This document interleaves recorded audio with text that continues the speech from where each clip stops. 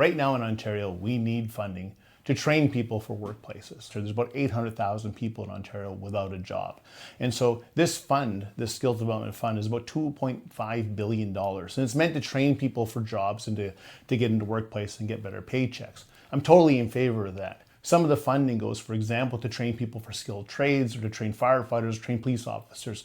That makes sense. What's damning in this report, though, is some of the things that the Auditor General said. And I'm going to quote from the AG here.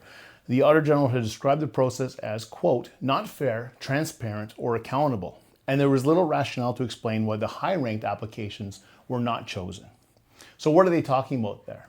Well, in the funding application, there were 670 very high-ranked applications that were not accepted and denied funding. Meanwhile, 54% of the applicants who were ranked as poorly ranked got the funding, but only because Doug Ford's Ministry of Labor nudged them through. And there could be an argument made that some of these organizations that were poorly ranked maybe didn't fill out the applications properly, but the Ministry of Labor understood they were doing important work. So for sure, there's some of that. Is there $742 million of your taxpayer dollars? Maybe not, right? It feels a little bit sketchy. In the same way that the Greenbelt grab felt a little sketchy for the people of Ontario, this doesn't seem to be about putting the people of Ontario first. It seems to be about putting donors first.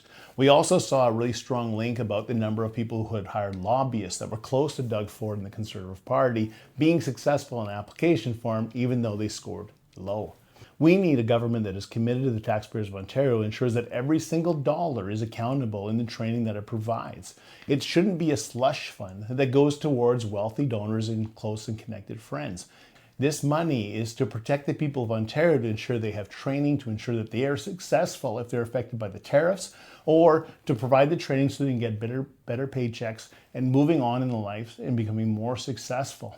It is scandalous what's going on with this. This isn't the first time that Doug Ford's been caught with his hand in the cookie jar, and we need to hold him to account.